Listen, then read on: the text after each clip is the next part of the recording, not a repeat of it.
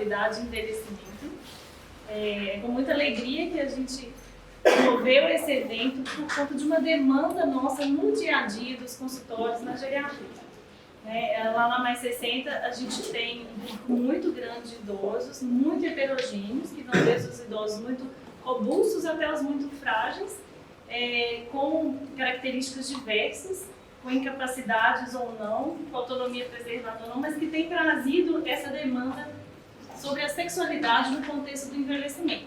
Como isso é um assunto que não é de completo domínio de todos nós, não especialistas em urologia ou em ginecologia, nós resolvemos fazer aqui um momento de roda de conversa para a gente poder compartilhar um pouquinho com vocês do que a gente tem aprendido com isso. A Tayane, como ginecologista, vai trazer para a gente um pouquinho da experiência dela no consultório, aí a vivência mais com as mulheres mesmo. Nós vamos trazer um pouquinho do que a gente tem aprendido na Mais 60 com o grupo de sexualidade que a gente iniciou esse ano com os idosos. É um grupo que está sendo desenvolvido assim com muita dedicação, muito empenho mesmo, pela Natália, pela Luísa, pelo Nelson. A Luísa como enfermeira, a Natália psicóloga e o Nelson como farmacêutico clínico. É um grupo que tem tido resultados muito interessantes e a nossa ideia é expandir isso e divulgar. O que a gente percebe é que o tema da sexualidade ele envolve muito tabu, muita questão cultural, muito preconceito mesmo, e que é essencial que a gente, que promove saúde, promove qualidade de vida, que a gente também se empodere de outros conhecimentos para poder facilitar esse acesso para os pacientes. O que a gente observa é que quando as pessoas tratam esse tema com mais naturalidade, o paciente também fica mais confortável de falar. Então a gente quer se apropriar aqui de novos conhecimentos para que a gente possa trazer isso para o dia a dia de forma natural, como deve ser, igual a qualquer questão relacionada à saúde e ao envelhecimento. Tá? Então, só apresentando para vocês, a Tayane é a nossa convidada externa. Ela é ginecologista, preceptora da residência de ginecologia lá do Epiceng, coordenadora da maternidade de Ibirité, e ela vai trazer para a gente um pouquinho da experiência dela. O Geraldo, vocês conhecem, sócio fundador da Mais 60 nefrologista. A Natália é psicóloga, mestre em cognição e comportamento da UFMG. Decolou. Tem que esforçar também, né? E a atual coordenadora lá na Mais 60 também. E o Nelson, pesquisador, lá na Mais 60, farmacêutico clínico, atualmente envolvido em vários projetos, Nelson, da gente, e fazendo especialização no Círio também. Já concluiu? Já concluída, recentemente concluída no Círio, farmacologia clínica também. Tá? Então nós vamos começar. A ideia é que seja um evento muito aberto, que todo mundo possa participar e que todo mundo fique à vontade para fazer perguntas. A gente tem algumas perguntas pré-programadas para os colegas, mas isso pode ser mudado de acordo com a demanda SUS. Então a gente pede que quem tiver interesse, alguma dúvida específica, também vá fazendo perguntas durante a nossa roda de conversa. Que a ideia é que a gente saia daqui, todo mundo esclarecendo suas próprias dúvidas, além do que for trazido. Tá? Então, para começar, para a gente introduzir o tema, eu vou pedir para o Nelson contar um pouquinho do como que foi esse projeto de sexualidade lá na clínica, do grupo, o que vocês observaram. A Natália e a Luísa podem falar também, se quiser. Bom, gente, boa noite a todos e todas. Assim, acho que é importante a gente tratar desse tema, que ele é um tema assim, bem social, acho que envolve bastante, muita coisa interessante, que mexe de alguma forma com a expectativa das pessoas e tudo. E eu acho que quando a gente começou a concentrar um pouco essa ideia aqui, inclusive veio demanda dos consultórios médicos. Demanda externa. Demanda externa, a gente chegou e começou a conversar e começou a aparecer vários temas, desculpem. E a partir daí a gente foi meio que trocando ideia, vendo o que poderia abordar, porque inclusive a gente tinha uma certa insegurança em como chegar a esse público, Porque não é um tema que eu vou chegar simplesmente de uma forma muito tranquila. Ele tem uma série de tabus envolvidos, e a gente, aos poucos, fomos ajustando as arestas, aparando as arestas, e a gente chegou num encontro super bacana, acho que com volta de 8, 12 pessoas, não sei exatamente quantas agora, mas que de alguma forma trouxeram vários temas, né? O casamento da terceira idade, a relação a dois da terceira idade, né? Como, estava até conversando com o pessoal mais cedo, tipo assim, tinha uma paciente lá de 94 anos que ela falou assim, eu oriento a minha neta a ter, né, relações e eu preciso fazer isso de uma forma sadia. E ela precisa encarar que eu tenho tranquilidade para falar isso. Porque se alguém não fala, se a clínica não fala, se a medicina não fala, outras pessoas vão falar, outros atores sociais vão falar sobre isso e vão falar da forma que achar mais interessante, né? Então, a gente tem a drogaria falando aí no centro de Belo Horizonte sobre como que deve usar, né, os vasodilatadores, né, os medicamentos para tratar possível disfunção erétil, né? Então a gente tem aí, da forma que eles acham mais convenientes, né, letreiros, né, amigos, pessoas não tão bem instruídas falando sobre isso, e chega isso nas pessoas. Eu acho que o grupo foi interessante porque trouxe essa demanda pra gente, assim, a gente discutiu um pouco de medicamento lá também, porque é muito curioso, as pessoas têm curiosidade sobre isso, tem vários estudos que falam, inclusive em pessoas mais jovens, sobre essa questão, né, de buscar o conhecimento, né, a descoberta sobre esses medicamentos. Então são coisas que apareceram, a gente tentou de uma forma lúdica trazer esse momento através de uma música lá da Rita Lee, colocar isso para as pessoas e trazer um pouco dessa experiência que eles têm, né, para o grupo. Primeiramente, boa noite, né? É um prazer estar aqui falando desse tema. Já estou com expectativa, acho que vou aprender bastante com os colegas também. E o interessante foi que a gente começou o grupo e a primeira coisa foi uma dinâmica para cada um falar o seu nome, a expectativa, por que veio, por que isso te interessou. Porque uma coisa é eu falar sobre minha experiência, se eu nem sei o nome de vocês. Aí outra coisa, eu estou num grupo que aí eu sei que ela é Ana Carolina, ela é Luísa, eu já sei por que elas também estão aqui. Então tinha que criar uma vinculação ali naquele início para as pessoas realmente ficarem à vontade, serem honestas, serem sinceras ali.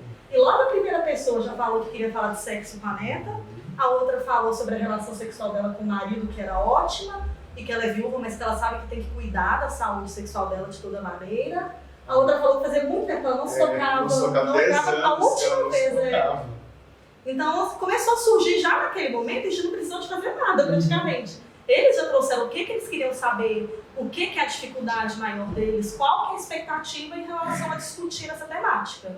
E a gente viu que é difícil pra gente, porque pra eles falam com uma facilidade enorme, não tem vergonha, tem um pudor, lógico, eles escolhem como falar, mas depois fica à vontade, já solta de qualquer maneira também. Mas a gente repara que é mais uma dificuldade dos profissionais, e isso eu já escutei muito dos pacientes na clínica. No próprio grupo de convivência também.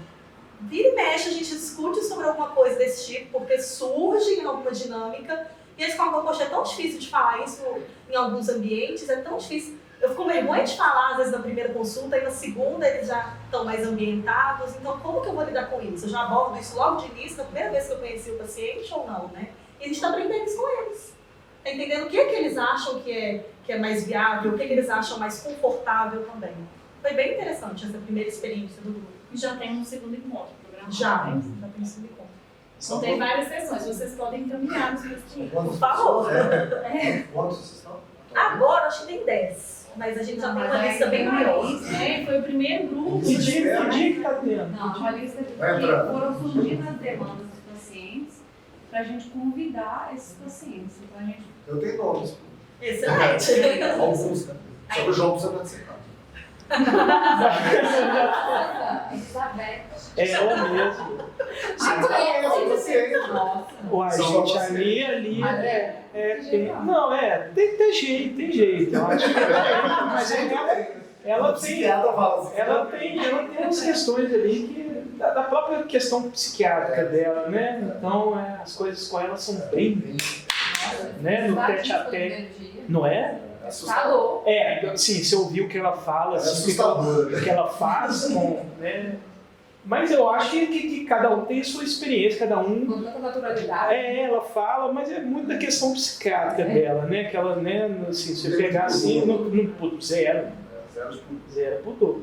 Mas eu acho que é de cada um, né? Assim, da mesma forma que eu já tive paciente que demorou 30 minutos para falar que se masturbou e com uma culpa com uma coisa assim. Ele ter falado, foi bom. Não, foi um orgasmo pra ele, né? Assim, Eles ele rodeiam. não, ele falando porque a esposa dele já não estava mais querendo e ele sentindo falta, sofrendo. Mas ele falar que ele se masturbou foi tipo assim, foi meia hora ele falando, ele contando, assim, quando ele soltou, parece que ele Relaxou. tirou 500 quilos a culpa. É porque parece que é natural falar até os 59 anos de sexo. Quando chega os 60, a tendência é Ele tem 80 e poucos, assim. A gente tem que ter essa... Na verdade, as pessoas projetam uma imagem do idoso diferente não associa sexualidade ao idoso. O idoso é o avô e a avó, aquela coisa. Então a gente não associa muito a sexualidade. Eles são aquela coisa mais não sei explicar, mas então, eles se colocam nesse lugar de não se permitir a sexualidade. E essa roda de conversa eu acho que é muito bacana, porque no consultório fica bem diferente. Quando tá só eu e o paciente, é muito difícil chegar no ponto que a gente precisa chegar. Agora que você é ginecologista, né?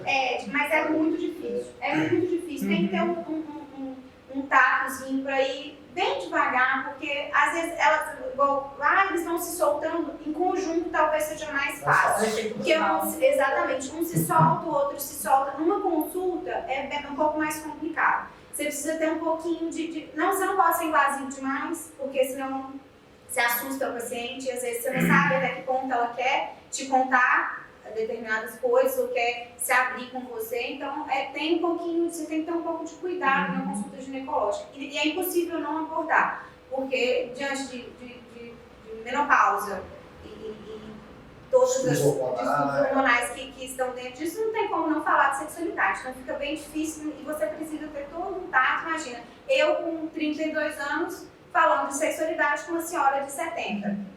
Ela vai olhar pra mim, essa menina tem zero experiência de vida, então eu preciso convencê-la de que eu estou preparada para falar daquilo com ela, que apesar da experiência de vida que ela tem, eu tenho outra, eu estudei para aquilo, é um passeio por aquilo, mas eu preciso ter um tato. Você viveu uma outra época. Exatamente, é diferente, mas eu também não posso passar a minha época em cima dela, porque senão ela vai se sentir invadida e não volta no consultório, de jeito nenhum. Então, isso a gente tem uma linha tênue, assim, que eu acho que, principalmente os ginecologistas, eu acho que os homens ainda enfrentam uma barreira muito maior. Porque as mulheres, eu acho que elas costumam ter um pouquinho mais de conforto de se abrir com outra mulher. É o que eu sinto, pelo menos comigo, assim, os meus outros colegas falam que é mais difícil abordar. Eu aproveito para falar do outro, já que ele não está seguindo uma ordem muito das perguntas. Mas tem a ver com o roteiro. O que a gente andou conversando, que é interessante? Apesar de eu ser homem no consultório lá, as mulheres têm mais liberdade de conversar comigo, as pacientes, mulheres, do que os homens. E a gente conversando, eu e a Laila conversando, é interessante que os homens, ela me fala no inverso, que os homens se abrem com ela com mais facilidade. E a gente ficou pensando sobre isso, né? Assim, uma coisa que veio na minha cabeça, assim, de primeiro momento, quando eu pensei, por que será, né? Eu pensei assim, acho que a mulher vem em mim, uma possibilidade de conversar com um homem sobre o sexo, e ela talvez vinculou e confiou em mim. O homem talvez tenha dificuldade de falar com um homem, porque eu acho que aquilo reduz ele, a fragilidade dele. E ele deve pensar, pô, esse cara tem 40 anos, forte, e eu aqui velho, ele se sente menos valor, né? É a menos-valia dele. Ele se compara a você. Exato. Eu acho que era aquilo que ela falou também. Acho que muitos profissionais não estão preparados para abordar esse assunto. Eu confesso, né, assim, como a minha formação foi doente grave, né, a vida toda eu trabalhei em CTI, consultor, e diálises, né? Eu confesso que isso para mim é realmente muito difícil, sabe? Não de falar de sexo, eu até gosto, mas assim, de abordar o paciente com a questão sexual do homem. Porque o homem precisa ter ereção. A mulher não, né? A mulher tem outros estímulos, né? Apesar de são mais difíceis. E até porque a mulher tem menos prazer, né? Culturalmente falando, né? Da questão do orgasmo e tal. O homem se conhece mais pela cultura, né? Porque o homem, o menino, o pai leva lá pra prostituta, e acaba sendo um trauma, né? Para os homens e tal. Às vezes com bicho, né? Na roça e tal. Não sei se vocês sabem essas histórias. E as meninas não, né? As meninas não podem, né? no Nordeste, às vezes até no interior de Minas, o pai que inicia a menina, né? Não sei se vocês sabem disso também, que é triste, né?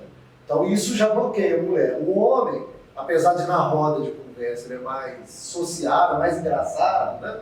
No boteco, o homem, né, fala mais besteira e tal, mas quando o bicho pega, quando a doença, o homem é pior que a mulher se cuida mais.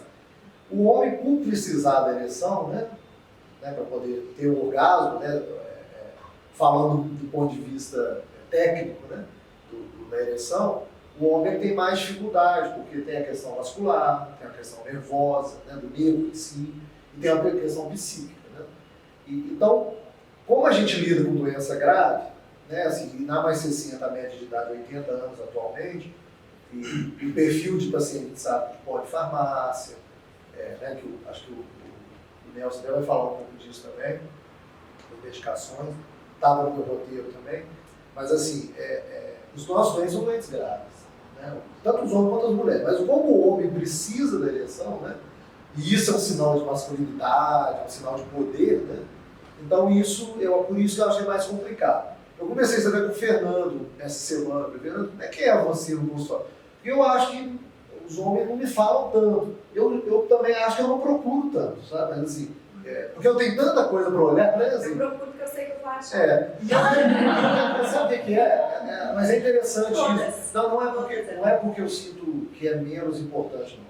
É porque assim, a mais 60, ela tem um planejamento de a gente olhar as coisas, né? Não é simplesmente uma consulta Mas aqui a ginecologia é muito isso também, né? Tem vindo. Como a mais 60 tem planos de tratamento, quando eu vejo o doente a primeira vez, eu estou preocupado com a hemoglobina, estou preocupado com a demência, com a queda, com as vacinas, né? Com o medicamento para polifarmácia. Eu quase virei um geriatra. Mas a sexualidade, ela está nessa listinha de problemas. Mas, para ser sincero, né, um paciente pode ter sexo, se ele quiser ter sexo a última vez na vida dele, beleza, ele tem infarto amanhã. Não sei, né? Vai tomar sildenafil. Eu morro de medo. Eu não sou da época do Viagra, né? Eu estudei, o Viagra vem depois, né? Então eu não tenho essa experiência com drogas e tal. E, na verdade, eu tenho até um pouco de preconceito. Eu fiquei estudando urologia agora e vi que os urologistas não viram muito não. Eles dão como teste e tal. E eu morro de medo.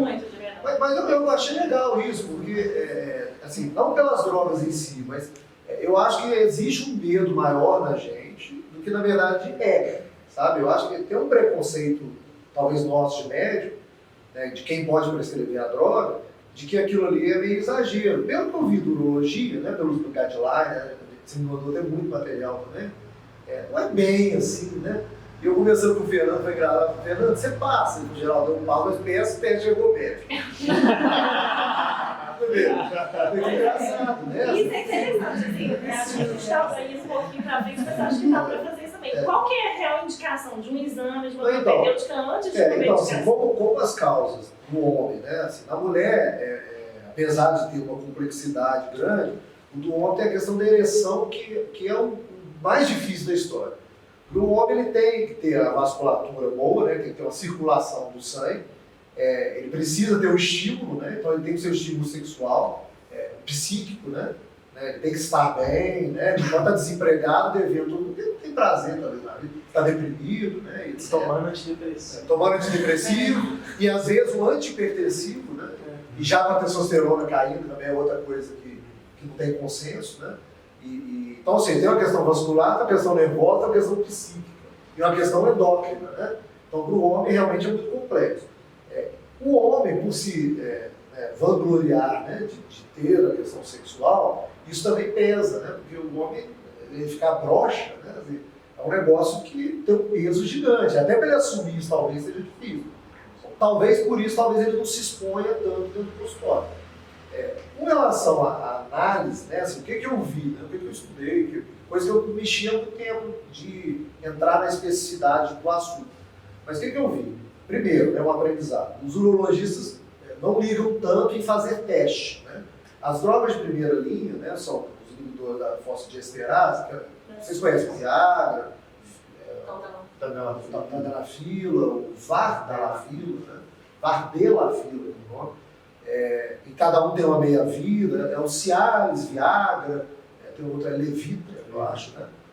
São nomes comerciais, mas a diferença entre eles, basicamente, você deve falar também, é de meia-vida, e até do efeito, do tempo de efeito e tal. E depois o Nelson até aprofunda. Mas é o tratamento de primeira linha. Então, talvez a gente não entre na primeira linha por medo, né? Sim, porque, para você descartar, eles são considerados de primeira linha para causas orgânicas, psíquicas e mistas. Por quê? Se for orgânica, a questão da vasodilatação você tem. Se for psíquica, tem um efeito placebo, o cara toma e fala, vai funcionar, funciona. Se for mista também. Então eu achei interessante isso. Foi o primeiro aprendizado, de verdade. Talvez eu precisasse prescrever mesmo, né?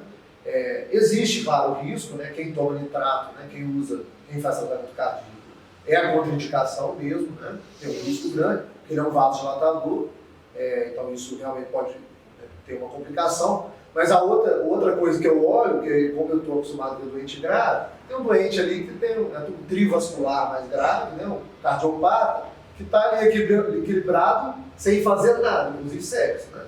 Aí o dia que ele toma Viagra, ele vai para um motel, arruma uma novinha lá, né? Porque ele não vai com a mulher dele, óbvio, né? Ele vai querer uma novinha. E aí infarta, né? Então, e já, vocês cansaram de ouvir isso já também, né? Assim, o homem velho morreu no motel, né? Então, tem essa questão, que é o nosso maior medo, na verdade, né, como médico. Então, existe o guideline, né, da urologia, isso é muito... o urologista, na verdade, não faz nada, ele passa, né? O urologista passa. A não ser os urologistas, talvez, mais cuidadosos. Os pacientes meus que tomam, dentro do consultório falando do homem, eles usam, assim, não falam muito que usam, sem vergonha, óbvio, não ficam falando. Mas quando não funciona, eles falam. Aí eu acho que eles começam a pensar assim, bom, o que eu faço agora, né? Então a questão da segunda linha são os injetáveis, que são as prostaglandinas, principalmente. Que eu tenho, talvez, assim, de cabeça, eu tenho uns 3 ou 4 pacientes que usam, que eu sei. Deve ter alguns que eu não sei, mas que usam. Que manipulam e aplicam no corpo cavernoso do pênis, a prostaglandina. Eu acho espetacular, né? Porque o lugar não dói, né? Eles falam que não dói, a injeção, né, de insulina, e tem um efeito ótimo, mas já é de segunda linha, né? E os pacientes, quando falam com a gente, talvez já falam nessa fase, que o outro não está funcionando. Talvez ele compre o Shop Oi barato, né? Consegue comprar, né? E está muito barato realmente, perto da época que lançou. E a terceira linha, né, do tratamento, que tem a ver também com o nosso roteiro, que seriam os invasivos mais, as próteses, né? E também tem paciente que tem prótese, né? Eu tenho todos os tipos, eu acho. O mais usado antigamente era a prótese rígida, que era como se fosse de acrílico, né? Eu tive paciente que teve isso na diálise, aqui não, na diálise, que é mais antigo. Isso é da década de 70, se eu não me engano, eu imagino, né? A época dessa prótese. Mas eram próteses que machucavam muito, né? Assim, o paciente tinha dor. Então era muito ruim, mas foi o início. Depois vieram as próteses flexíveis, né? Que são de, se eu não me engano, de silicone, revestido de silicone, mas fios de prata, que é o mesmo que usa para mulher, usa para plástica, né? E esses funcionaram muito bem e são usados até hoje. E esse tem assim, uma questão estética, né? Que não fica tão ruim, né? Porque é implantado no corpo cavernoso. Então não aparece, o homem é mais discreto, né?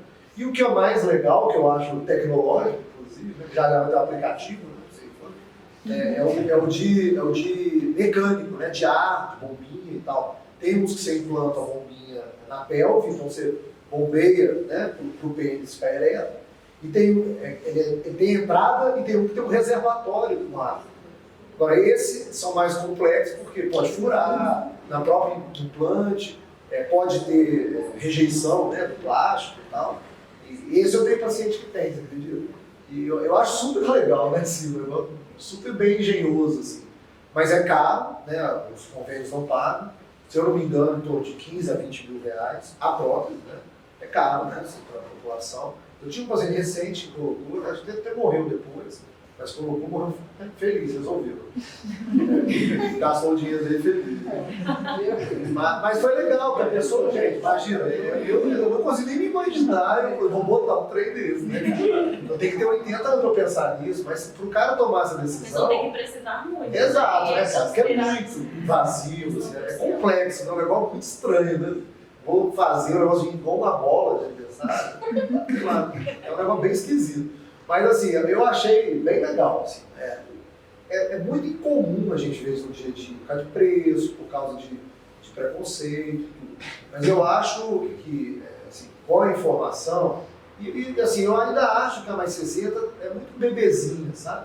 Assim, os vínculos dos pacientes com a gente, eles começaram há pouco tempo. Eu tenho paciente de 3 anos, 4 anos de controle, né? Esses talvez, né, você tem um vínculo maior. Mas quanto mais tempo você tem com o paciente, essas coisas vão aparecer, né? E é legal a gente falar, né? Assim, a enfermagem acho que até fala muito disso também com os pacientes, é até legal. Todas as vezes que eu conversei com os meninos sobre isso, os meninos às vezes sabiam tanto quanto eu, né? Dos pacientes e tal. Então eu acho que isso é legal, funciona, mas eu acho que ainda, do todo, é muito pouco. Né? Acho que eu estou falando muito. Quando você acha que a gente precisa encaminhar para o urologista? Bom, assim, o que eu faço, né? Ou para o endócrino, Isso não tem escrito em livro, né? Isso não tem escrito. A gente pode até fazer um protocolo, inclusive. A maioria dos homens da cidade tem um urologista, né, de confiança. A maioria tem, né? Faz o PSA e tal. Normalmente, quando ele não quer se abrir muito comigo, eu falo, toca no assunto disso no urologista, porque às vezes o urologista acompanha ele mais tempo que eu, né? Muitos pacientes, os urologistas são muito grosseiros, né, em geral. Pois é, então, Eles a experiência é difícil, né? Eu já tive paciente que fez prostatectomia com urologista e veio para mim com queixa de incontinência, impotência, e não a pessoa abordou você falou para o urologista, não, consulta errado, eu falei, não, mas você tem que falar, porque ele vai te, né, isso é uma complicação da Mas você sabe que eu já fiz o inverno. Já fiz, você falou com o urologista, falei, mas ele falou que é assim mesmo. Essa resposta é comum, então assim, a gente fica sem a última opção ali para a pessoa. Então o paciente não é profundo, ele acha que é isso mesmo e fica triste, né? Então eu acho que realmente esses grupos, até isso aqui falar sobre isso eu acho muito legal, mas eu acho que tem que ter daqui um pouquinho, não sei se vai ser agora não, mas uma linha de pensamento nesse sentido, né? Bom, um dia a gente souber, todo mundo que fez prostatectomia, ou fez radioterapia, ou que tem alguma coisa relacionada a isso, que é uma causa orgânica, né, sem ser uma causa psíquica, porque as causas psíquicas tem um monte, né? Pode ficar aqui a noite inteira falando, né? Mas assim, a causa orgânica, pelo menos, no prontuário nosso, se a gente começar a fazer isso, a gente vai ter só quem da clínica que fez prostatectomia tem um altíssimo, se eu não me engano, antigamente era 70%, 80% de impotência, né? Muito alto. Cirurgia aberta, né? Se eu não me engano, tem um hospital na Europa que baixou isso para 3 ou 4%. Isso em São Paulo agora. Comparando o hospital com as técnicas que usavam, porque assim, resolução do quadro de câncer. Se você pegasse o desfecho da resolução do câncer, tipo, os hospitais na Europa era tudo assim, acima de 90%, que é super legal. Ele estava falando da experiência do cliente e do desfecho, pensando na vida do paciente. Aí pensava em incontinência urinária e impotência. Isso aqui em São Paulo agora, no Congresso da Unimed. Eles estavam comparando hospitais da Europa. Tinha uma clínica lá, que, assim, que era completamente outlier para o bem, né? Que ela tinha 3 a 5% de complicação e as outras tipo eram 80%. É um absurdo. Aí, assim, peraí, né? Qual é a técnica que esses caras usam, o que é, né? Então eu acho que isso talvez falte um pouco, né? Para a gente começar a estudar, ver quem tem um distúrbio orgânico. O psíquico, né? Que assim, aí eu acho que com o tempo, e a gente tem isso mapeado, depressão a gente tem muito, né? Polifarmácia a gente já tem lá no Life Code, tem coisas que a gente vai conseguir cercar, né? E talvez até abordar esses, né? Sei lá, toma diurético, toma antidepressivo. Será que vale a pena botar uma perguntinha lá depois? Como é que está a relação sexual? Se eu consegue manter uma relação sexual satisfatória? Né? Acho que é uma ideia. Ninguém vai falar mais nada. Thay, você quer contar um pouquinho das assim, alterações mesmo fisiológicas do envelhecimento da sexualidade? Então, com a mulher é um pouquinho mais complexo. Eu acho eu acho difícil de lidar. Porque para a mulher a gente não tem não tem a ereção em si, não tem o físico em si, mas tem uma coisa que as coisas são piores, porque tem psíquico, tem o emocional, tem muita coisa envolvida. Na mulher, o sexo, eu costumo falar que o sexo começa às 7 da manhã, né? Com o casamento dela se tá bom, se o filho dela tá bem, se a casa dela tá tudo certo, se as coisas não estiverem bem, a parte sexual da mulher não funciona, é uma coisa impressionante. Se a vida dela, se ela tiver problemas pessoais, isso tudo influencia na relação sexual que ela tem. Se ela tem um casamento, que a maioria das vezes, quando você não sei o que é, como que você começa a ajudar uma pessoa dessa? Aos 60 anos de idade. Então isso é muito difícil, é muito comum, por mais que a gente ache que isso não aconteça, é muito comum. E tratar essas mulheres é muito difícil, porque você tratar uma coisa que é multifatorial é complicado. Então precisa de, normalmente, mais de uma consulta, mais de uma conversa, conversas delicadas, conversas que você não pode ser invasiva com essa paciente, você não pode... E aí, como é que está a relação sexual? Não dá para ser assim. Com senhoras de 60 anos, você não pode chegar dessa forma. Senão elas, ainda mais, eu sempre costumo falar isso, ainda mais, eu sou mais jovem que elas, e a maioria das vezes as ginecologistas serão mais jovens que elas, né? Então, assim, homens, é difícil chegar com uma senhorinha de 60 anos e como é que a senhora tá na hora de ter relação sexual? Tá tudo bem? É difícil, não é assim? Então, às vezes eu tô lá, tô examinando, e a senhora ainda namora? A senhora ainda tá namorando? Tá? Como é que tá na hora de namorar? Tá gostoso? Sabe, essas coisas um pouco mais delicadas de conversar, porque aí você consegue ir deixando ela um pouco mais à vontade, talvez, de usar palavras que ela não queria usar. Ela não quer usar que ela tá tendo relação sexual, que ela não tá tendo orgasmo, ela não vai usar essas palavras. Ela não vai usar que o marido dela não dá prazer pra ela. Não, ela não vai te falar isso. Então, você tem que pegar nas entrelinhas o que ela está querendo te contar com um pouco mais... Tem algumas raras pacientes que são um pouco mais abertas e falam mesmo, ó, não, é assim, assado, e aí você consegue levar mais rápido a condução do caso. Mas a maioria das vezes você tem que ter um pouquinho mais de sutileza. Então, para tratar isso é difícil. Se a paciente tiver algum transtorno depressivo, você tem que ir mais a fundo nisso. Então, às vezes, um psiquiatra é muito importante, porque a gente sabe muito bem disso, que a paciente com depressão não tem jeito, gente. É sem tratar, tratando às vezes. Tratando também não é ruim. Então, assim, a libido dela no pé. Então, o principal problema e o problema todo que a gente tem com relação a isso é a causa orgânica da mulher, né? Que a gente pode dizer assim, é a menopausa. Que é assim, marco zero para estou ótima, estou morta. É assim, o que aconteceu comigo que ninguém me contou que isso ia acontecer? Que começa a fogacho, estresse, depressão, não durmo direito, secura vaginal e disfunção sexual, não consegue ter... doutora, eu não tenho mais vontade. É assim que elas falam, não tem vontade, não tem... Ih, doutora, isso aí eu já... É assim que elas falam, isso aí eu já... Meu marido, se ele quiser procurar fora, pode procurar, porque eu já... Isso é triste de ouvir. Às vezes a paciente de 60 e poucos anos falando que deixa o parceiro procurar mulher fora do casamento porque ela não... E muitas vezes o homem não acompanha a sexualidade da mulher. Porque a sexualidade da mulher, o que eu pude perceber, é que ela transforma com o tempo. Ela passa muito da relação sexual em si, de penetração, para outras coisas. Para carinho, para cuidado, para toque, é diferente. A mulher muda essa percepção da sexualidade, o homem não.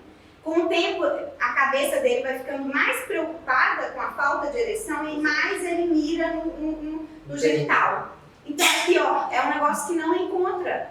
E normalmente elas não falam sobre a disfunção sexual no consultório quando o marido tá. Se o marido tá no consultório, acabou. Eu já sei que eu não preciso perguntar. Ou dá briga, ou não sai nada. Então não adianta. É muito difícil abordar do casal. É difícil demais, porque o homem não vai admitir na frente dela, ou vai falar, você quer roupa, você é frio. E aí, nossa, é uma dificuldade. Então é um processo difícil. Eu acho que assim, é diferente de um urologista, que em certo ponto as outras especialidades têm que encaminhar. O ginecologista não, ela já teoricamente, ela tem que estar em acompanhamento anual, né? Então, assim, talvez, eu não sei se todos os meus colegas são assim, mas a gente precisa levar isso, às vezes, com um pouco mais de cuidado, porque eu acho que isso é importante numa consulta. Eu acho que perder um tempinho para perguntar para a paciente se está tudo bem é extremamente importante, porque todas as vezes, não tem uma vez que eu não pergunto. Pode ser que na primeira vez ela vai dizer, não, está tudo bem. Na segunda, ela vai falar alguma coisa. Ela vai embora e vai pensar que perdeu a chance de falar alguma coisa comigo. Aí ela vai falar do ressecamento, aí ela vai falar que não tem vontade, aí ela vai falar que o marido traiu, que o filho está separando, e aí por aí vai. A consulta é uma consulta de psicólogo, e infelizmente tem que ser. Não tem muito jeito, senão você não consegue resolver o problema dela. Então, saindo dessa parte mais psíquica, a parte orgânica é a menopausa. Sim, que a gente tem que tratar quando tem indicação e quando não tem contraindicação, a gente prescreve normalmente estrogênio, progesterona, ou progesterona isolada, ou creme vaginal quando a paciente só depende. A gente tem sido muito conservador nos tratamentos. Não tratar a reposição hormonal em si com estrogênio e progesterona já de cara, a gente tem sido um pouco mais devagar por conta de câncer de mama, câncer de endométrio. Os estudos têm pedido para que a gente seja um pouco mais cauteloso com o uso. Então, eu tenho que tentar tratar os sintomas separadamente. O paciente tem muito fogacho, a gente vai tentar controlar o fogacho com medicações que não sejam tão invasivas. E aí, no fogacho, a gente tem desde de inibidores da recaptação de serotonina, fluoxetina, paroxetina, a gente pode usar em determinados pacientes, não são todas, óbvio. Elas têm uma resposta melhor que o placebo, a gente vê nos estudos. E até as pacientes que têm contraindicação absoluta com o uso de, até tem nas perguntas ali, com o uso de fitoterápicos, que tem uma resposta razoável, mas pelo menos é melhor do que não fazer alguma coisa. Mas tem evidência para o uso de fitoterápicos? Não, na verdade a gente não tem benefício. Não tem benefício, mas muita gente prescreve porque as pacientes falam que está melhorando. Tem contraindicação assim maior. De amora. Olha, isso de cabeça, né? E tem cápsula, tal do chá de flor de amora. Tem que fazer com chá de flor de amora. Você não flor de amor, pelo amor de Deus. Todo mundo quer. Porque vira meu orgasmo, né? Achei, opa. O nome já é afrodisíaco, né? Flor de amora. Já dá folha. Gente, e todas elas falam, nossa, mas o chá de flor de amor. Eu vou falar que não. Não faz não, gente. Acho que você escutou depois que da Júlia. Precisar de folha de amor? Eu sabia que era bom. Mas não sabia. Bom saber. Acho que ela não sabia. A gente, o tratamento hormonal em si que a gente reserva para outros pacientes, observar sempre a contraindicação, que é paciente que tem risco de haver tromboembólico, AVC, qualquer risco cardiovascular aumentado, e câncer de mama, endométrio, essas coisas a gente tem que ficar muito atento, porque realmente tem contraindicação absoluta, então a gente não pode prescrever, então fica resguardado aí para pacientes. Outra via de tratamento para a disfunção sexual da mulher, na disfunção orgânica, é a testosterona, que é muito... Tá no áudio, né, Dami? Tá no áudio, mas ela não foi liberada pela FDA, isso é off-label, a gente usa porque a gente vê que a paciente responde bem, mas é caro e as pacientes não continuam, é muito descontinuado o uso. Então, eu tenho péssimas experiências com testosterona. Descontínua por causa do preço? Preço, porque não vê resultado. Vira paniquete. E porque tem muito efeito colateral. Dá escutismo, dá acne, dá a voz grossa, então elas não adaptam bem. Tem como ser usado transdérmico e local também. Gel, né? Do gel, passar de aplicar na perna. As pacientes a gente tenta, mas também não é indicado por mais de 6 meses. A dose é normal, você sabe? Não, a dose é manipulada, não tem dose padrão para mulher. Isso é bem complicado, porque não existe droga pela FDA liberada. Então, assim, para mulher, o tratamento de disfunção sexual. Mas tem inclusive o chip, né? Mas não é liberado. Mas assim, testosterona. É o que todo mundo fica, o chip da Isso tem no Brasil? da beleza. Isso tem no Brasil, isso? Não, tem. Mas tem Mas não é liberado. Mas não é liberado. Contrabando, né? Que saiu dos Estados Unidos agora é como se fosse o Viagra feminino, é o País. Tá todo mundo falando, chama País, é uma medicação que é como se fosse o Viagra feminino. Que é o quê? Ai, como é que é o nome da Mas assim, que é um estimulador dopaminérgico. Só tem efeito colateral também de náusea, ela aplica na coxa, é uma caneta que ela aplica na coxa 45 minutos antes da relação. E aí ela tem um efeito similar ao Viagra. Dizem que é revolucionário, mas a FDA também não liberou. Esse é o qual, gente? Chama País.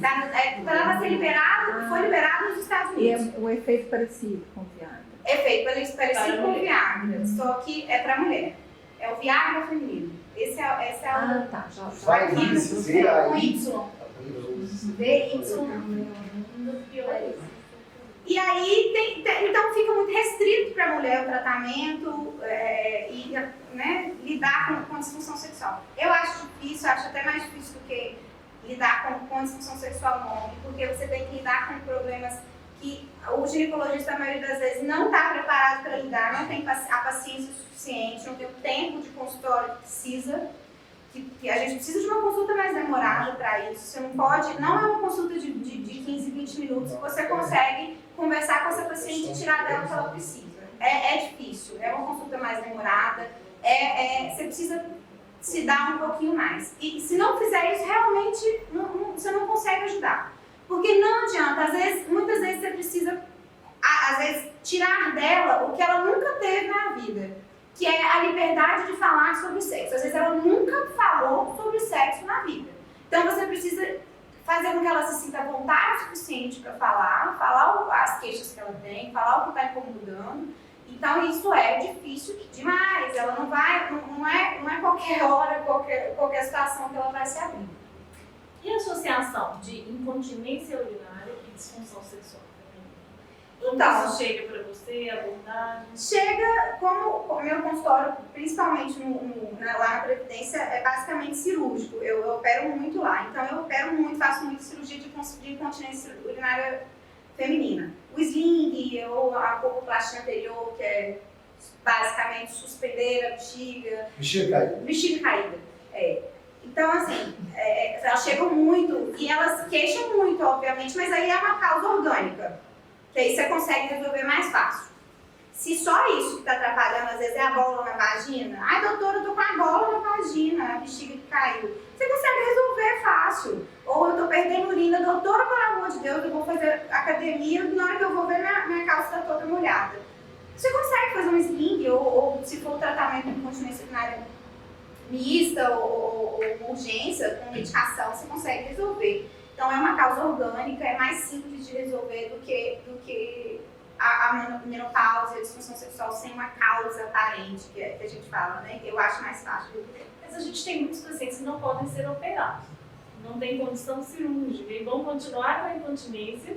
Às vezes já não respondeu bem ao tratamento e tem ali a questão sexual latente também. Tem outras soluções, principalmente fisioterapia. Fisioterapia a gente tem que indicar sempre. Fisioterapia é muito bom e tem resultado bom. E laser. Hoje em dia a gente tem um laser genital que tem resultado controverso, mas não tem clínicas e tem ginecologista que faz. Eu não faço laser, para incontinência urinária eu ainda não indico, mas eu acho que é a única solução para associar com a fisioterapia em caso não cirúrgico. Para que você melhore pelo menos a lubrificação da vagina e melhora a condição, a relação sexual da paciente. Mas a consertar mesmo, é só cirurgia mesmo. E tem botox também? Tem botox e hoje em dia tem. Mas o botox é mais estético. Ele não é tanto ele melhora em pouco. Fale mais sobre isso. O botox da incontinência urinária, pessoal em São Paulo tem usado muito, mas ainda não é uma técnica muito difundida. Porque os resultados, a gente não tem resultados a longo prazo, então as pessoas não estão fazendo, sabe? Vamos fazer todo mundo, que é maravilhoso. Primeiro que é caríssimo, quem é que vai poder colocar botox a ponto de resolver uma incontinência? Gente, Eu tenho uma paciente lá, mas esse Aí aqui fica eu com canal assistindo, de- eu tenho estado bom. mas é temporário. Tem dois problemas. Primeiro que é caro, segundo que é temporário. Você tem que E a questão reaplicar. de ser temporário é péssimo. É temporário e é caro. Então imagina, se a gente no rosto, a gente já fica, meu Deus, eu vou botar de novo, lá vai eu, mais R$20. Imagina a quantidade de ampola que gasta para fazer isso na vagina. E você tem que fazer isso pelo menos anualmente. Eu nunca ouvi falar. É difícil, não é fácil. Não, eu vou fazer Aqui em Belo Horizonte é pouco as pessoas que fazem. Uma paciente minha fez pra E aqui, pela Unidade. Fez pelo... Pela Unidade. Chegou quando tem. É interessante, é porque ela tem um risco cirúrgico proibitivo, assim, operador Então, mas pra incontinência? Pra incontinência. E isso tinha impacto E tem resultado? na atividade sexual dela. Lembra que a pessoa tá com relação sexual e tá toda A gente molhada? não tem É o jeito. tônus. É melhor do deve tônus. ser. É o melhor do tônus. Todos, na verdade, é porque a incontinência urinária é a musculatura, né? A musculatura da paciente que não está boa o suficiente. Com o botox, você consegue causar uma paralisia na musculatura. Ou às vezes na incontinência urinária por hiperatividade, né? Que aí ela tem um estímulo aumentado Faz sentido. do soro. E aí, exatamente, mas são usados para as duas coisas. Né? E aí, pela hiperatividade, a resposta é melhor. Foi ótimo, né? Mas se você parar para pensar, a incontinência urinária mista ou por hiperatividade, ela não tem uma indicação formal cirúrgica. Não, é claro. Entendeu? Então, teoricamente, é quando a paciente não se adapta bem ao Retelic, que é uma medicação que também tem algumas outras contraindicações, às vezes você tem glaucoma, tem alguma outra coisa, não pode usar o Retelic. Então, são casos bem selecionados para você chegar no botox, porque é caro. Para idoso é difícil mais, né? Natália, conta um pouquinho pra gente, assim, como que é o papel do psicólogo nesse componente multifatorial que é a disfunção sexual aí? Pela discussão aqui, a gente já tem muito claro que o fator psicológico é extremamente importante, né? Mas o que eu tenho reparado é que tem 4 pilares que eles acabam afetando a sexualidade na pessoa toda. E até em geral, porque é difícil para qualquer faixa etária falar sobre isso. Não é nenhuma, nem 2, nem 3 amigas minhas que não falam sobre isso com o marido, tem dificuldade de falar com a ginecologista, nunca conversou sobre fantasias com o parceiro, então é um tema que é difícil, eu acho que para qualquer faixa etária. Mas com o processo de envelhecimento, uma coisa que afeta muito, seja no idoso, seja na idosa, é a autoimagem. Então a autoimagem e a autoestima em conjunto ficam afetadas por conta do processo de envelhecimento. E aí vem junto outro pilar, que é o preconceito. A gente botox está aí com uma prova clara. A gente não quer envelhecer, a gente quer esconder as rugas, a gente quer mostrar um corpo que a pele não está envelhecida. Então o idoso às vezes afeta até no toque. Poxa, minha pele, olha como é que minha pele está, como é que está enrugada. Não quero que alguém toque assim. Parece que perde, às vezes até para tocar o outro também, perde um pouco aquela excitação que tem ali com o toque. Então essa questão da autoimagem e da autoestima, quando está afetado no idoso, é consequência assim, direta afetar também essa questão da sexualidade. E isso a gente vê demais na psicoterapia. Eu tenho essa facilidade que o idoso ele já vai para o psicólogo, querendo ele vai dar para isso, basicamente. Então, eles têm uma liberdade. Claro que de primeiro início é o preconceito com o psicólogo, no sentido de psicólogo para doido, psiquiatra para doido, mas eles já estão conseguindo passar um pouco disso. Quem não é doido também, vamos pensar, né? Quem não encaixa. Então, eu tenho essa facilidade nesse sentido. Mas assim, é o que ela comentou, já a primeira sessão já falou, olha, para falar sobre tudo o que quiser, o que vier na cabeça, não preocupa com o que eu vou pensar, não estou aqui para te julgar ou não, pelo contrário, dá para ficar à vontade mesmo, sempre começa assim, é quase um roteirinho meu, porque isso realmente facilita, porque eles falam, já que você falou que eu posso falar sobre tudo, começa a citar um pouquinho, então falar, e o casamento, como é que tá, dona fulana? Ah, tá bom. Não me convenceu se eu tá bom. Fala um pouquinho mais disso. O que não tá bom? Ah, porque ele não me abraça, não me toca. E normalmente é isso. É um toque que para elas é mais problemático. E aí pro homem, o que aparece muito pra mim? Eu vou abraçar, ela fica me rejeitando, ela não quer me abraçar. Eu vou beijar, ela reclama da barba. Eu tiro a barba, ela reclama que tá sem barba. Então são desculpas, tudo tá incomodando. Não é a hora, porque agora é novela, tô fazendo comida. Nunca tem um momento que o homem consegue sentir essa abertura, namorar, exatamente. Então, o que a gente costuma fazer? Primeira coisa, conversa com o parceiro. Mas conversa de uma maneira muito clara. Isso eu incentivo muito na psicoterapia. Não é simplesmente chegar aqui, não tô gostando, tá péssimo. Não, porque você vai desestimular o outro na hora. Mas olha, eu queria tanto que a gente tivesse uma conexão melhor, a gente pode ficar cada vez melhor, tanto tempo de relacionamento. Vai de uma maneira bem leve, conversando, e seja claro que sua intenção é melhorar e é satisfazer também o desejo do outro. Porque às vezes a gente vai já falando o que quer, o outro fica assustado. Mas peraí, você tá bom pra você? O que você gostaria que fosse diferente? E propor realmente esse diálogo. Que fantasia que tem? Eu vejo que os casais idosos não conversam sobre isso. Quando a gente fala para ter essa conversa, eles voltam na outra sessão assim, tá quase tudo resolvido, tá ótimo, vamos para o tema. Fechou esse problema na história do casal. Então, realmente, essa questão da comunicação é muito séria.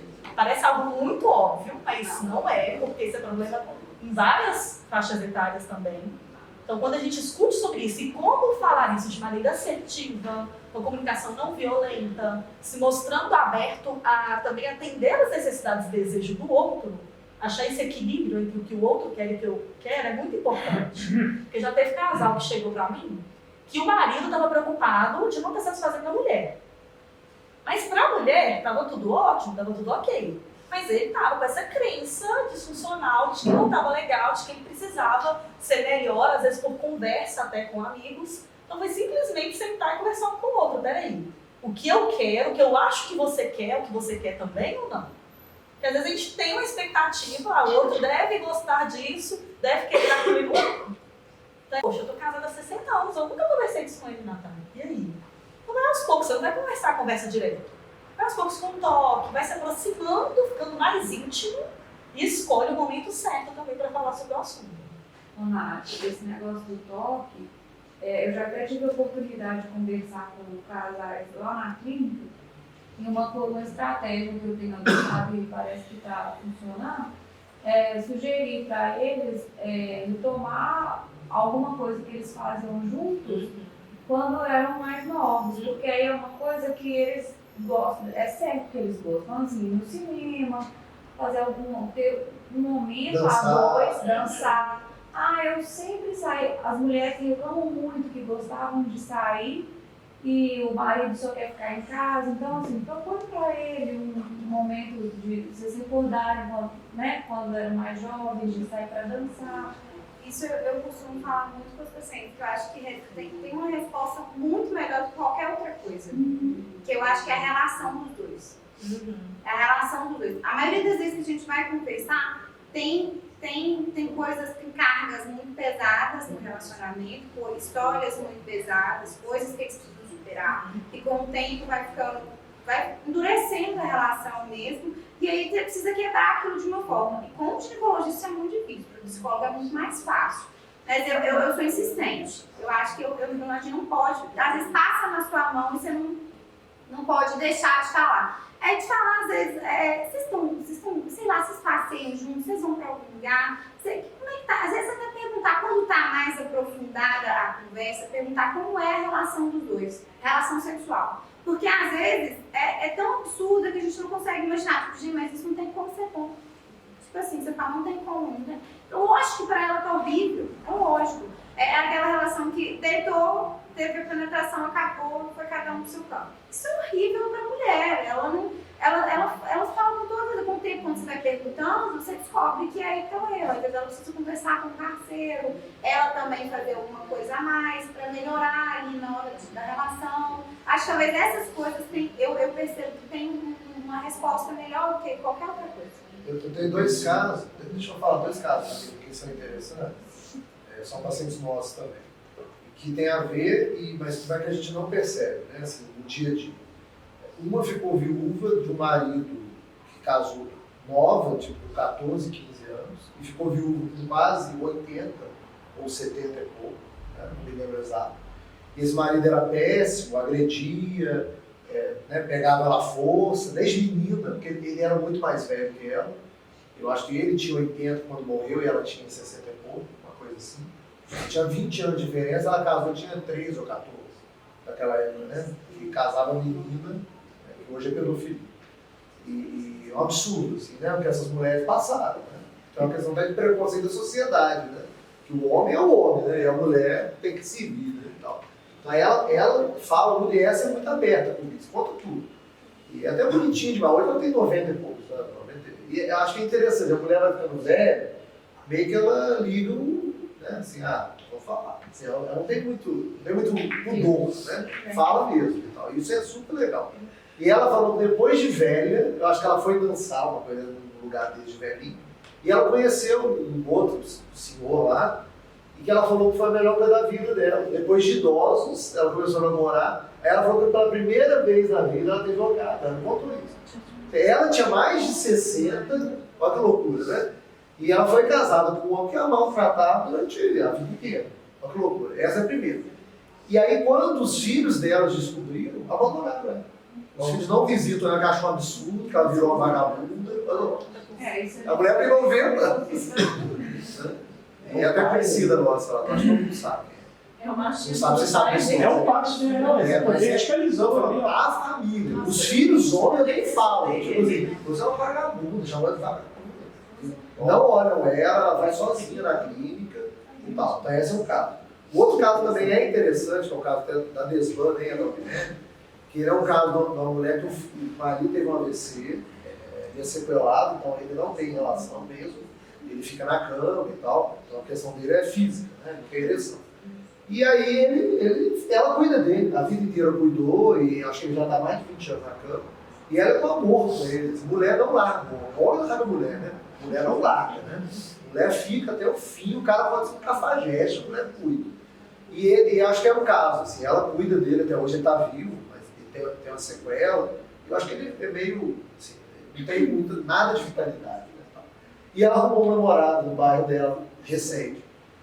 A família parou de falar com ele. E o marido dela, ela fala, você acha que seu marido sabe? Ela fala, eu acho que ele sabe, que eu me arrumo, eu ponho perfume, eu peço um filho tomar conta e namorar. Mas assim, ela cuida dele, olha que esquisito, né? Assim, ela tem amor por ele, cuida, mas ela não se sente realizada sexualmente. Aí ela arrumou um parceiro e a própria família vira as costas. Não é que isso é complexo, né? Assim, não é só da paciente, não é só do parceiro, né? Envolve os filhos, né? Mas a gente está falando aqui de sexologia na terceira idade, mas eu acho que isso começa mesmo desde o início da vida sexual. A gente acha que não, é óbvio que a nossa geração, a gente já tem uma concepção de sexualidade diferente da minha mãe e da minha avó, por exemplo, mas a gente ainda tem estigmas de machismo, estigmas de a mulher não se toca, a mulher não se conhece, a mulher ainda tem muita mulher que vive desse jeito, essas coisas, a gente acha que não, mas acontece todo dia, toda hora. Então, eu acho que para a mulher isso é bem mais difícil, sabe? Isso acontece todo dia, a gente pensa que não. E a gente vai descobrir isso dentro do consultório. Quando você vai conversar essas coisas, você acha, não é possível, não acabou. Isso é do sexo do século passado, gente. E acontece. E é muito trauma mesmo, porque isso sempre me choca. Não tem como, não consigo achar normal por causa da época, me choca, mas a quantidade de idosas que falam da primeira experiência, que foi extremamente traumática, e às vezes a experiência de uma vida inteira traumática. Tem uma idosa que ela atendeu recentemente, tem um mês que ela está sendo atendida na psicoterapia, e ela falou que a primeira relação dela, nem era marido dela, era namorado, foi estupro.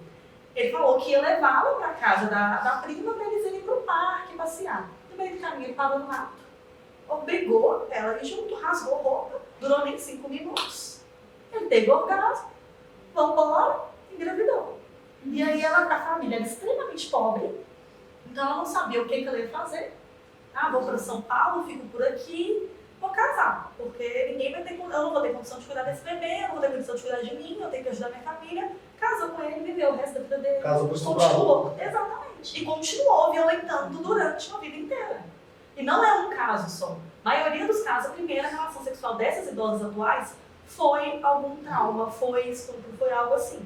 Então é muito difícil, nesse ponto, conversar sobre isso. Porque boa parte delas, na hora que vai contar história de vida, me conta um pouco essa história. Chega nesse ponto, é extremamente doloroso para elas falarem sobre isso. E é extremamente doloroso se permitirem.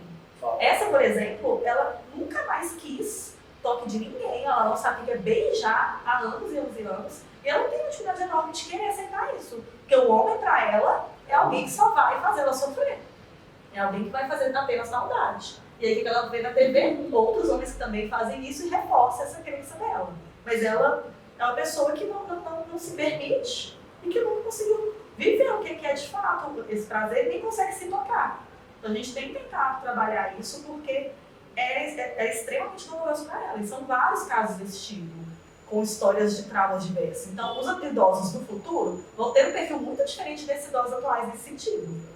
Por isso que eu acho assim, que a gente tem que... Hoje a gente fala muito do que importa pra gente, né? Principalmente na geriatria, em cuidados de fim de vida, a gente pensa muito assim. Eu acho que quando um paciente chega a tocar no ponto da sexualidade, eu acho que tem um limite do que eu consigo absorver e do limite que eu tenho que transferir para um outro colega que vai escutar aquele paciente de forma mais adequada, né? Então, assim, o simbolismo de um medicamento, de uma terapia, né? Do que importa, acho que para cada paciente idoso que chega, que vai chegar. Eu acho que essa demanda é recorrente. A gente está numa clínica que existe uma possibilidade de estar, mas quantos idosos não estão aí necessitando ser escutados de alguma forma, né, por um profissional para falar isso, né? E aí a gente tem os agentes que vão ouvindo eles aí de alguma forma, né, que vão, né, fazer indicações de Viagra, né, de forma inadequada e tudo, que vão indicar diversas terapias aí e que pode trazer um malefício para aquele paciente, né? E é uma esperança, né, dele ter uma ereção ou dela ter um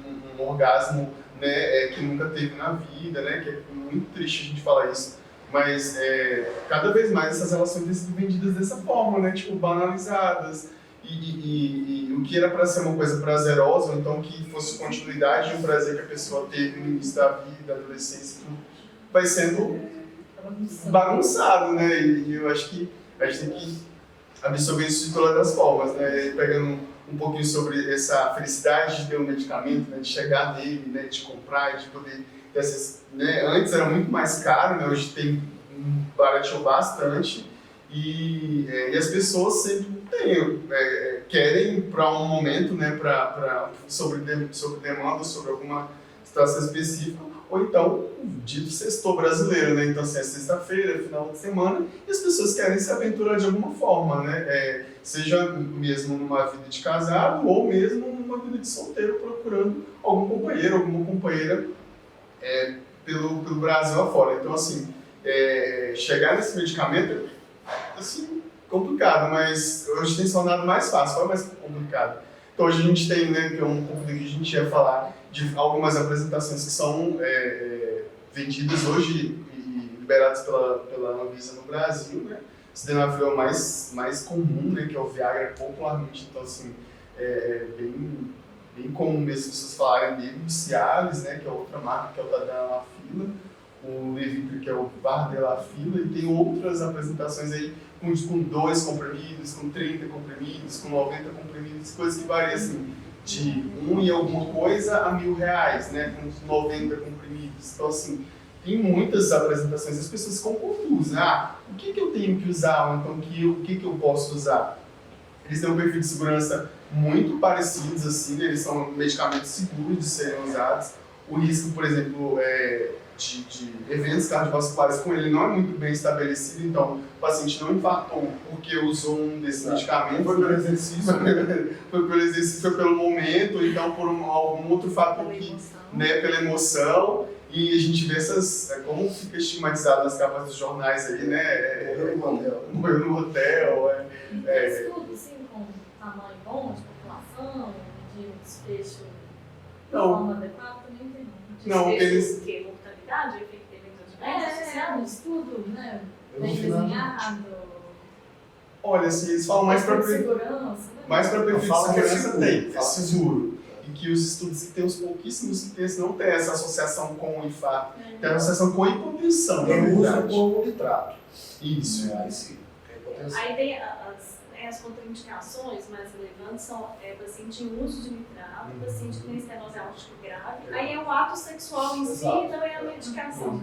Né? E o paciente que tem cardiopatia hipertrófica sintomática mesmo, né? Então esses pacientes têm uma contraindicação mais formal ao uso, e aí precisa de fazer teste antes, mas aí nem é tolerado, né? Tanto que um dos critérios para estenose aórtica, o paciente, estenose aórtica grave é isso, né? O paciente, às vezes você está na dúvida, ela está naquele intermediário do critério radiológico do critério clínico, né? Então, assim, durante o ato sexual você sente dor no peito, então se ele sentir, né, você pode classificar como estenose aórtica grave.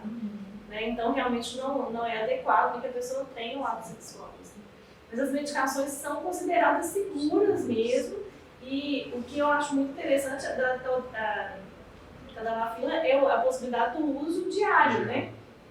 E isso, a pessoa, porque as outras você precisa usar meia hora antes, 1 hora antes, tem um tempo de duração curto.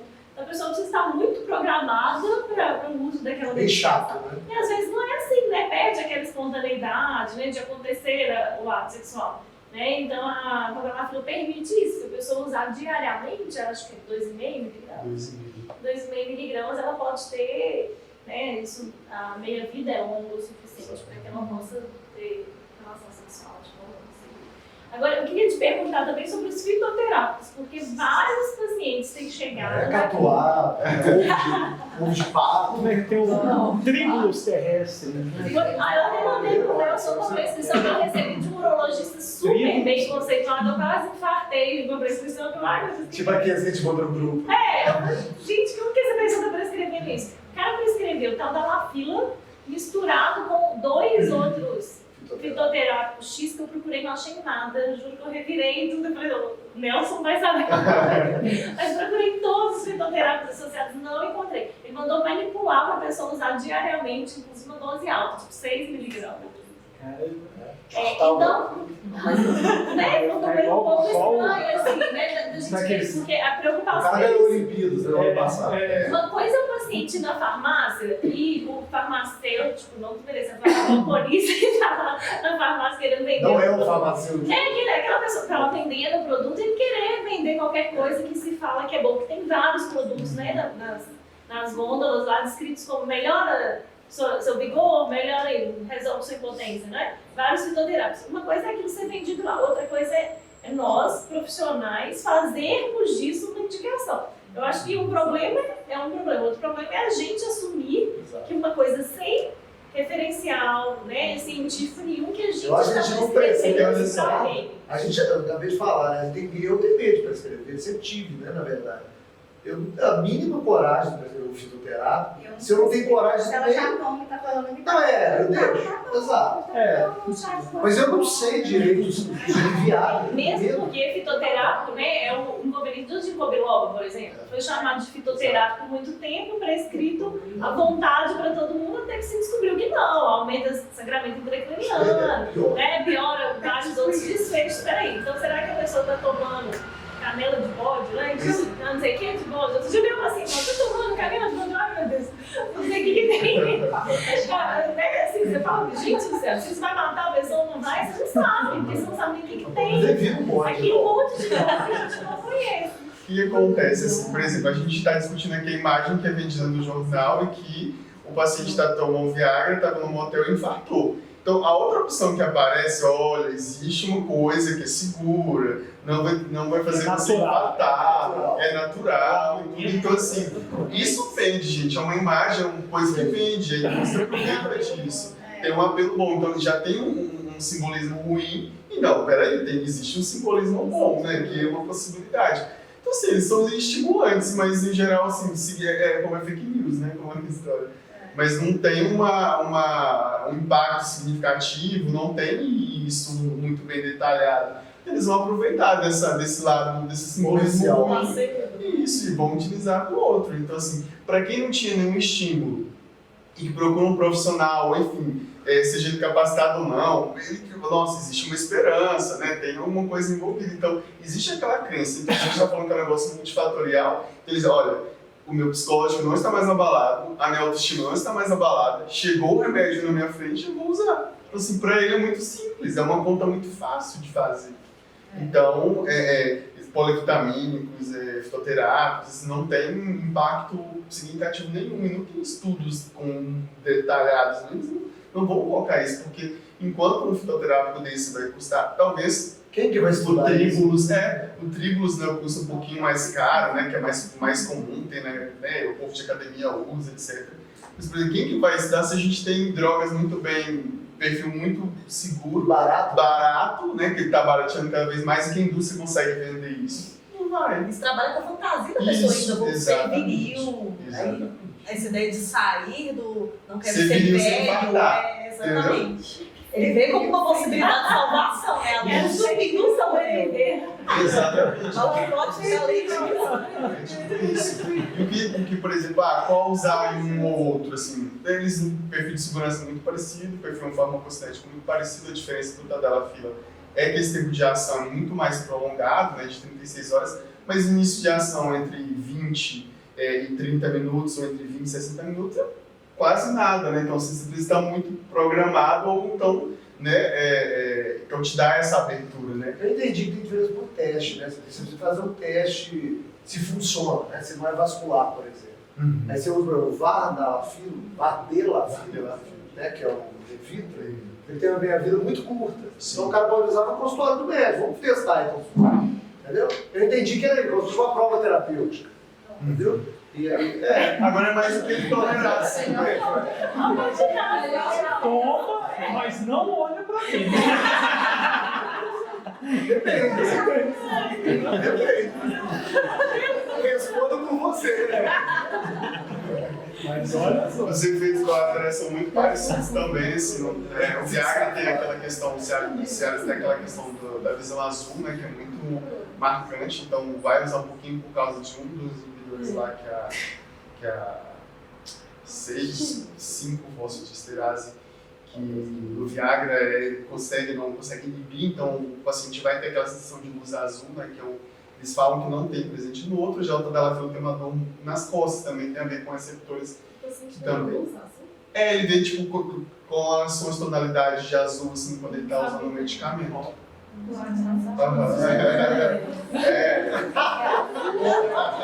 A boate azul foi feita antes disso. É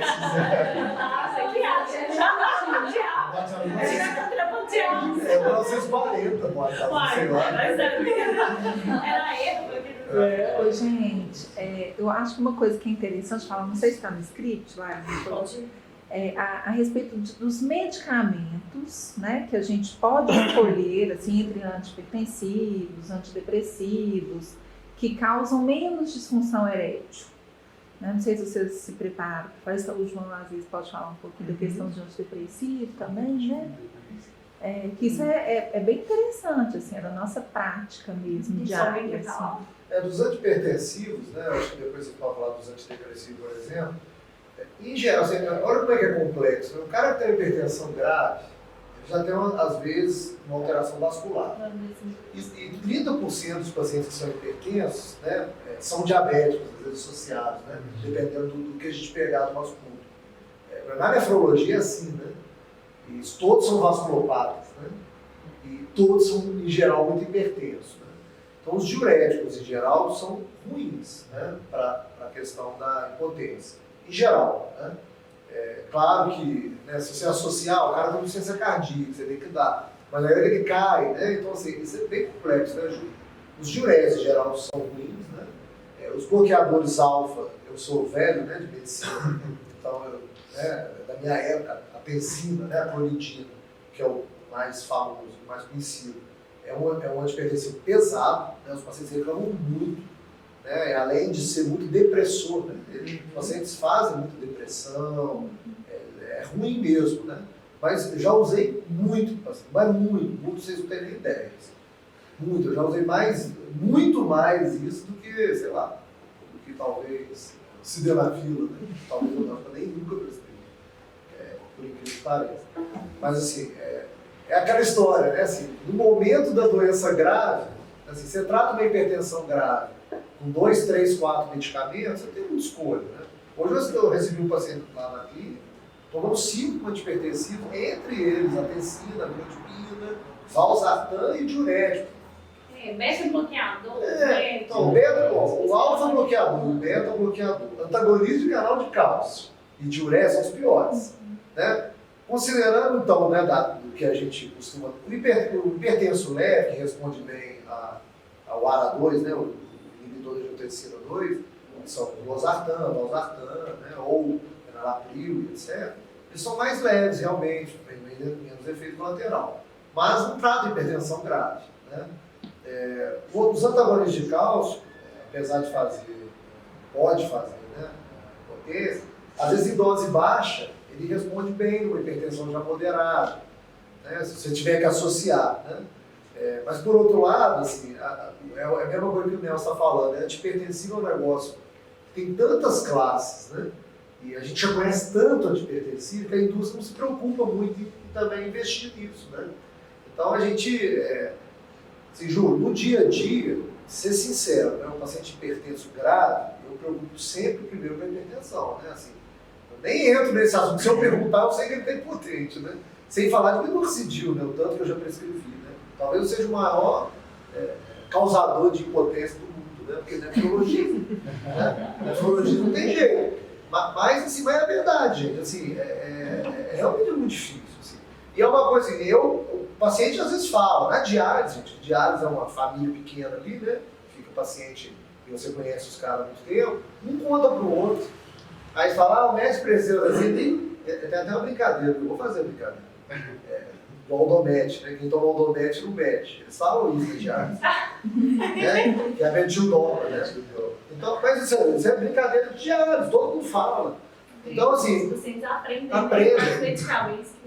o beta-bloqueador demais, mas assim, realmente eu acho muito difícil da gente não usar e da gente escapar, né? Assim, porque o que eu aprendi na Mais 60, que é interessante, a minha visão do Mais é de 8 a 80, assim, eu vi doentes super muito graves do ponto de vista renal, complexidade renal, de hipertensão e tal, e na Mais 60 eu vejo a complexidade de outra forma. Eu não vejo hipertenso grave igual na diálise, né? Mas eu vejo associações também difíceis, né, com antidepressivo. Eu não passava antidepressivo na diálise igual para os idosos, né? Impressionante. Apesar da diálise ser muito depressiva, né? Mas os idosos, por incrível que pareça, são muito mais depressivos do que os de diálise. A prevalência muito alta. Então é difícil isso, né, Ju? Assim, na Mais 60 eu não vejo o antihipertensivo como um grande problema de potência, não. Porque eu não pego tão pesado assim, né? Eu não me lembro de ter presitacina na Mais 60, ou minoxidil na Mais 60. Mas os outros podem causar, né? Bloqueadores, e eu acho que muitas vezes isso não é falado com os pacientes mesmo. Como é que você fala? Eu sei, como é que você fala, o cara para de tomar.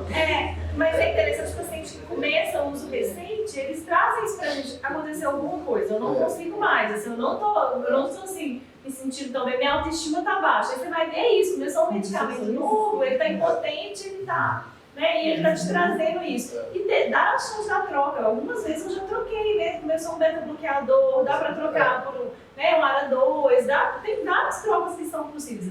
O outro aspecto que a gente passa muito é o tratamento de depressão, que já é um senso para mim é pior, comum. porque não é coisa, né? O paciente hipertenso começa hipertensão com 80 anos, né? Ele já vem hipertenso, né? Ou então é secundária, né? Assim, não é muito comum, né? É verdade. Não é muito comum. Mas a depressão, eles têm até um pouco de estigma de que tratar a depressão, já me avisaram que esse remédio dá impotência. Eu não quero usar. Não é nem a impotência, é o libido, né? Não é nem intervenção ali na ereção, em si na vontade, né? Na fase. No apetite sexual, né? Isso. Mexer com serotonina. Mexer com serotonina vai ter isso, entendeu? No tratamento da disfuncionalidade tem até uma indicação menos informal, assim, não estou muito clara, da trazodona, né? Isso. Que vai junto para o tratamento de disfunção. Os que você mexe, interfere menos com serotonina, são os que você tem menos efeitos de redução de apetite. Britelix, né, a mirtazapina, exatamente, a gomelatina. Então são os que, como a maioria deles, né, os de primeira linha, são todos, tem ou é um recaptador um seletivo, ou tem noradrenalina também, né? Então, como a primeira linha, a maioria mexe com serotonina, a maioria vai dar disfunção, né? Agora você tem que ver para aquela pessoa, né? Porque eu falo sempre, olha, pode dar. Mas a própria depressão já tem isso, né? Provavelmente a pessoa já tá Então ela já está, porque né, é um sintoma neurovegetativo da depressão ali. Né? Do mesmo jeito que ela para de dormir, ela para de comer, ela para de fazer sexo. Porque ela não tem vontade. E isso ajuda muito, né, decisão, né, para a pessoa usar Não, e a tendência, a depressão pode te fazer E a piorar. tendência melhora um pouco, assim,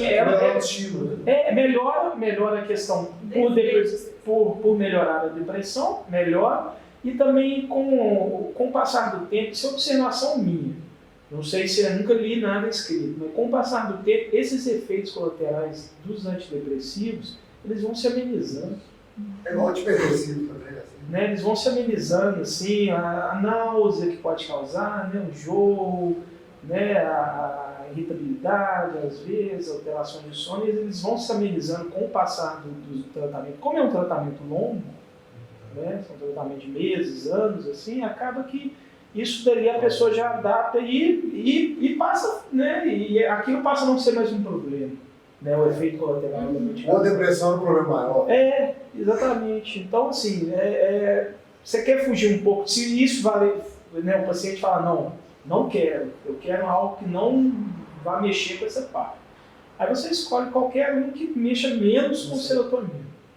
Né? Mexer com serotonina infelizmente, mas né, tem prioridades, né, gente?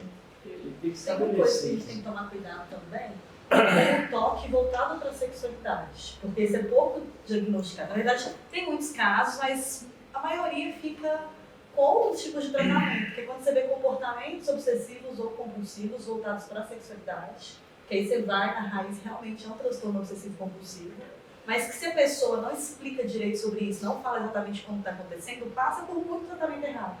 Isso foi tempo do Congresso Mundial de Terapia Cognitiva em Berlim.